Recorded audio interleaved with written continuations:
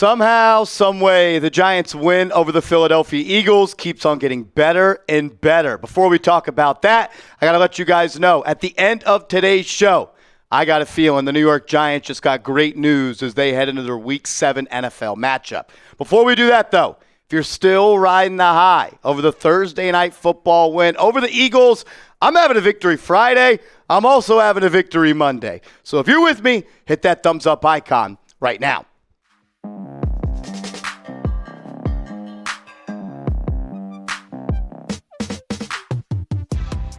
This is New York Giants Now by Chat Sports. I am your host, Marshall Green. Appreciate everybody for stopping by. We'll talk about Week 7 coming up in a second. And for the last time, we're going to put a bow on the Giants' win over the Eagles. It was a huge win, no doubt about it.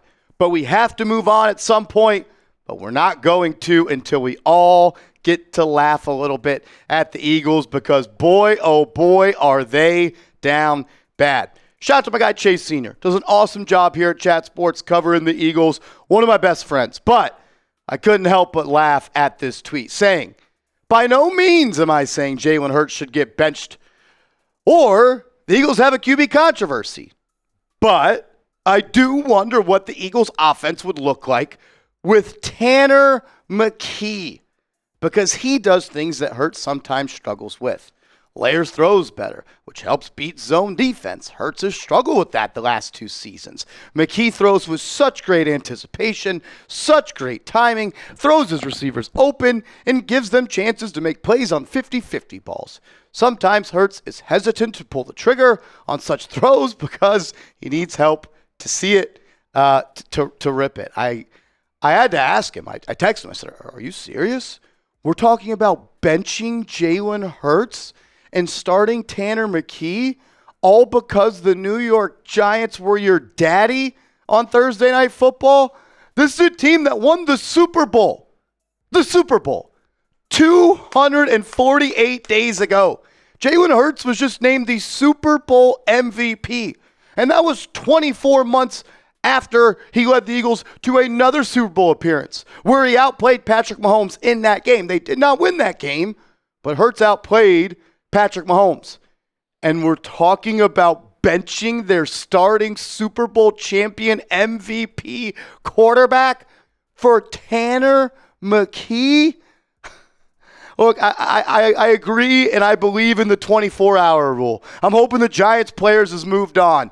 I'm not ready to do so. I will be once we move off this topic, but it was one of the best days on Giants Twitter seeing the Eagles fans crumble and cry and moan and groan and complain. They were complaining about the Jaxson Dart high five to the referee. They were complaining that Cam Scadaboo was lowering the crown of his head to run over Eagles. I mean, you wouldn't think that that's the most winning team in the NFL in the last 10 years. They sounded like a bunch of babies. I was embarrassed for them, and I hate the Philadelphia Eagles. How about you just man up like Lane Johnson and say it? We're just not very good right now, which is funny to say because 4 days ago, you were 4-1. How about you just stand tall and say the Giants beat our ass? We took them lightly. We weren't ready for the physicality of Camp Scadaboo, and we weren't ready for Jaxson Dart. We thought it was going to be easy, so easy, we didn't even need Jalen Carter. We were going to bench him and not play him because the MetLife turf. Well, you got your ass dominated.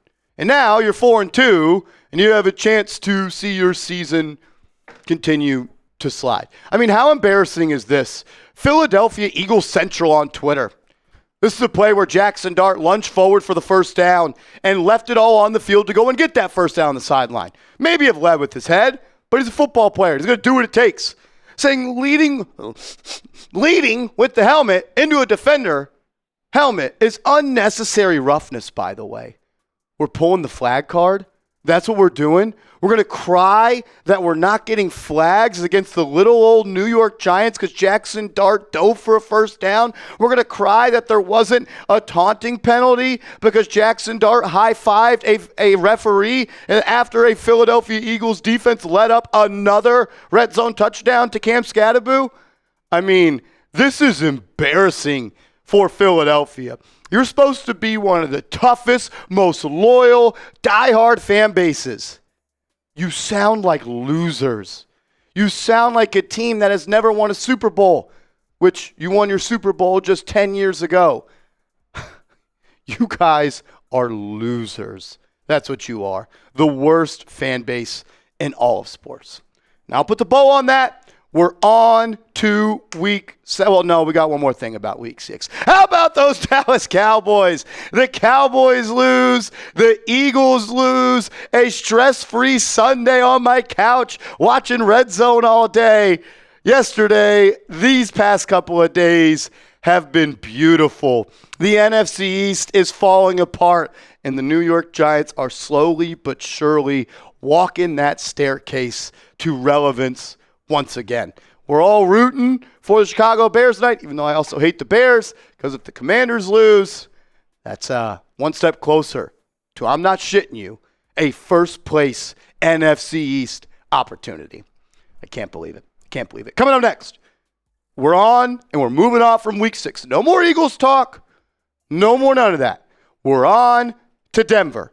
And what I saw from Denver when I had to wake up at 7 o'clock to watch that shit show told me the New York Giants can walk into Denver and beat them on Sunday. Before we do that, though, I want to say thank you to every single person that has subscribed to this channel. We crossed over 89,000 subscribers during our watch party on Thursday night, and we are already almost at 90,000 subscribers.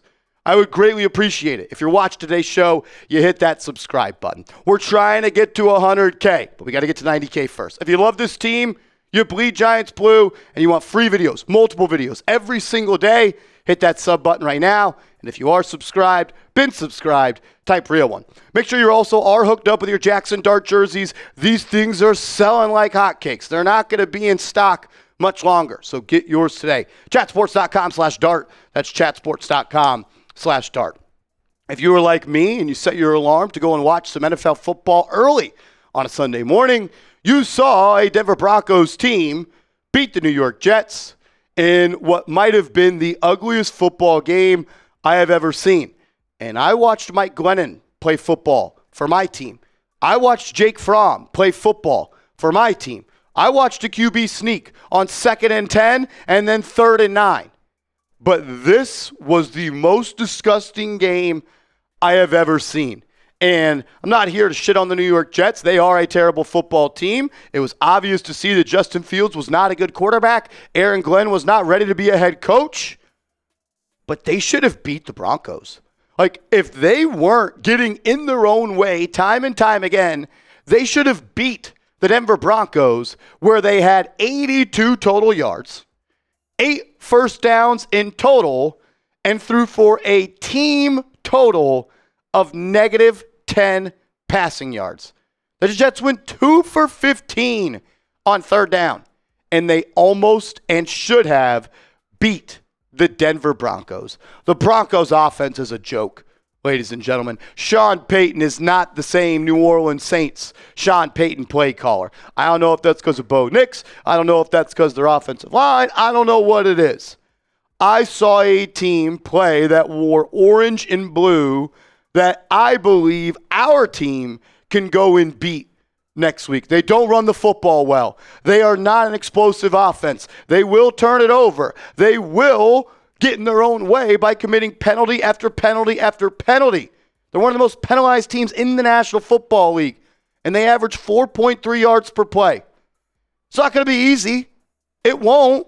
The Giants can beat the Broncos, but they're going to need to play a really damn good football game, as Las Vegas has the Broncos as 6.5-point favorites.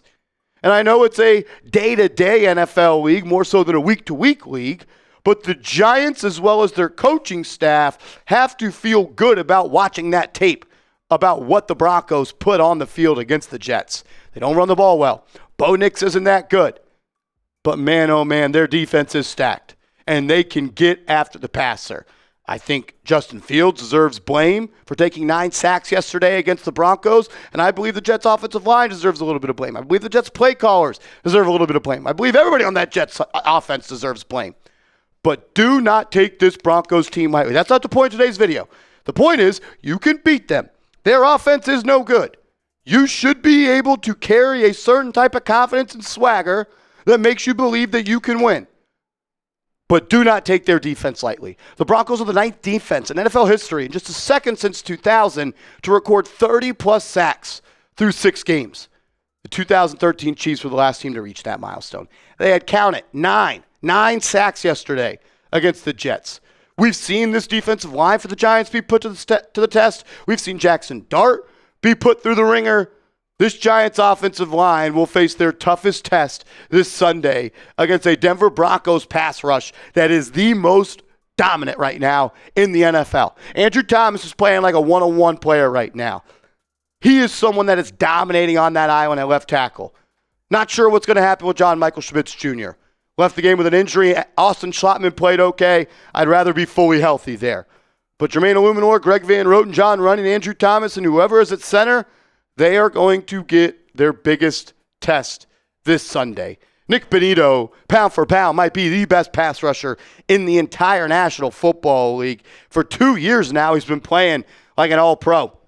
Franklin Myers on the defensive line is a really good player. Cooper is a really good edge rusher. And they just have guy after guy after guy. Pat Surtain, if not the best, one of the best. Talanoa Hufanga, a really good safety as well. They play complementary football defense. They move as a unit. And they are good. But the Giants can beat this football team. They can. And how sweet it would be to be riding a 2-game win streak, sitting at 3-4, getting ready to play those shitbirds back in the Link at their home stadium this time. If you want that to happen, hit that thumbs up icon and shout out to everybody that tuned into today's video. I appreciate you guys sticking with us. Let's go Giants. Give me a follow on social media.